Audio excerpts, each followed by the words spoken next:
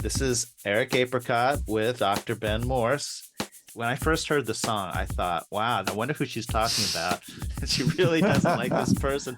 But at least on Instagram, she claims it's all about her. That's what drew me into the song, the severe honesty about how down she is on herself. The song is in E major. It has 4 chords: A, E, B, and C sharp minor. It is a 1 progression song, so those chords happen again and again and again. So one challenge that Taylor will have in this song is how to introduce contrast. She can't go to a new key for the bridge. She can't introduce a new chord. She has to find other kinds of ways to make the sections sound distinct from one another and to keep us interested in the song as it goes along. Okay, this might be weird, but my favorite part of the song is the little synth riff at the end of every chorus. This is the story of the song for me, actually.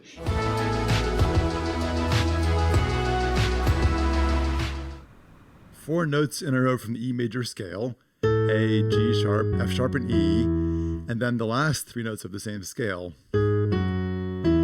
If you go down to the first scale degree over the tonic of a song, G sharp, F sharp, E.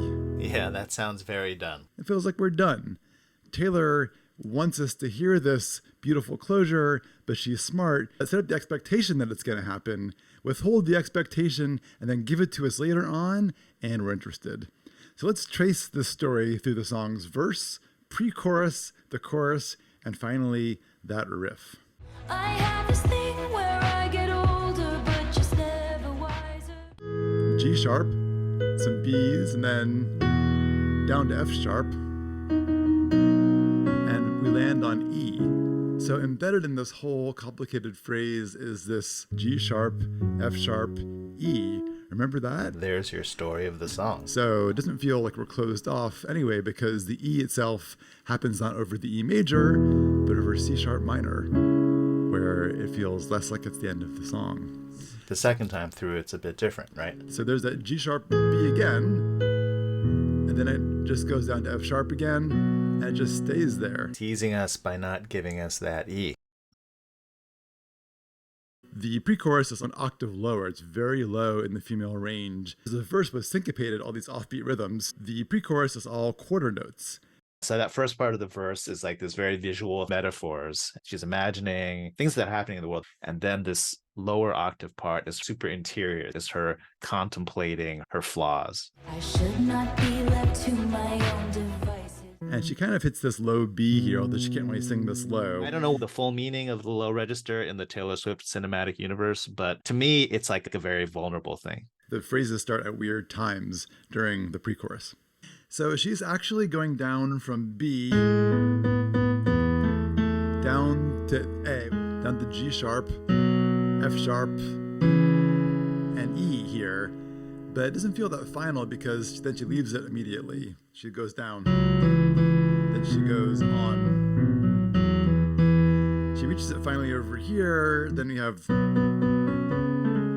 it feels less final than if she was going 3 blind mice.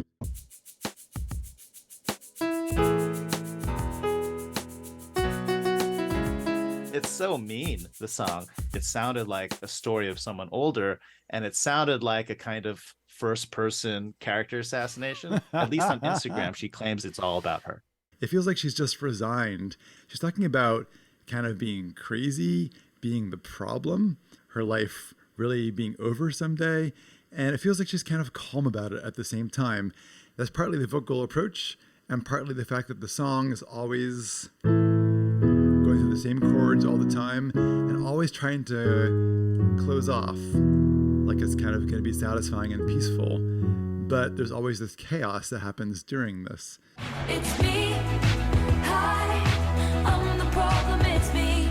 So we finally have a more convincing G sharp, F sharp, E descent. Although it occurs over C sharp minor, so it isn't like it's that final. It's still G sharp, F sharp, E. So the chorus repeats that phrase, and then it goes into harmony. We're actually going to descend from the highest B she sings in the song all the way down to the low E she sings in the song, through an octave and a half.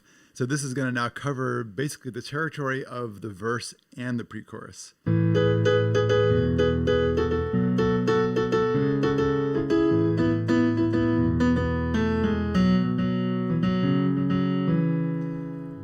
almost gotten our final G sharp, F sharp, E, but then the riff comes in.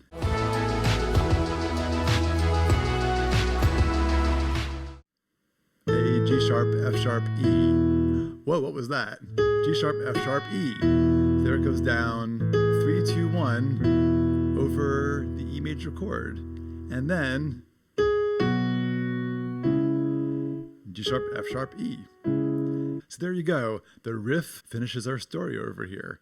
Almost the entire arrangement is big washes of chords. It feels like pulses. And then you get this riff come out of nowhere.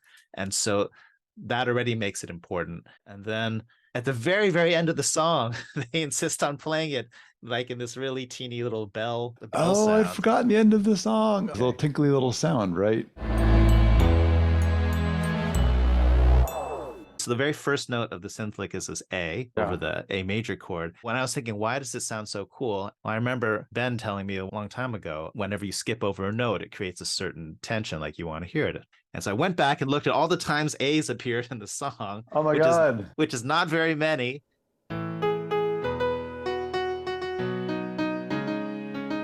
And I think every other note in the E major scale shows up in the verse except for the A. Oh, I like this there, Eric. This is good.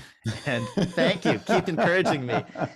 Maybe I'll get a PhD someday. I hadn't thought about this. So yeah, go for it. The riff, you finally get the A. It's super distinct because it's the very first note. It's also over an A major, so it feels like, we've really A'd the heck out of this A. So these 4 notes do a lot. Yeah, they really do. So Andy here just starts and announces, all right, this is going to be an 80s synthesizer groove. It's like 16th note oscillations. The opening of the song just reminds me of one of my favorite 80s pop songs, Don't You Want Me Baby by the Human League. People have said, it sounds kind of like Kate Bush because the vocal quality is kind of round like Kate Bush. And there's a lot of 80s style synths in the song. But notice also how it jumps around like this to these notes that often are dissonant. And compare that to running up that hill.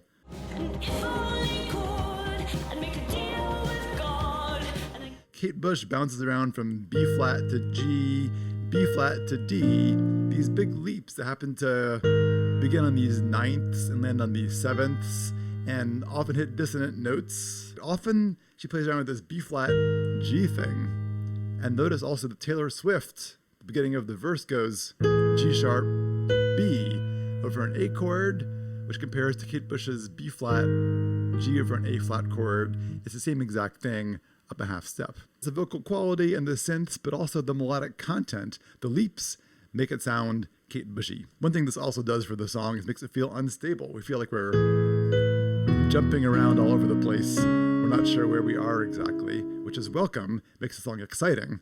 Anything else that we should talk about that we haven't talked about?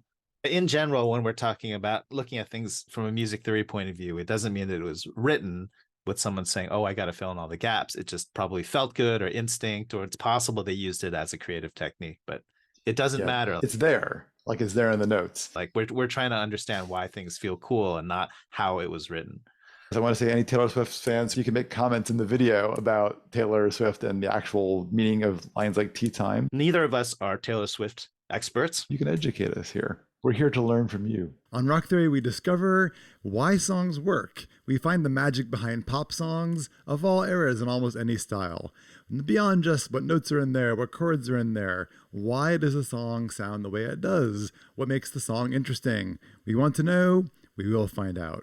I am Ben. And this is Eric Apricot. Thanks a lot for listening.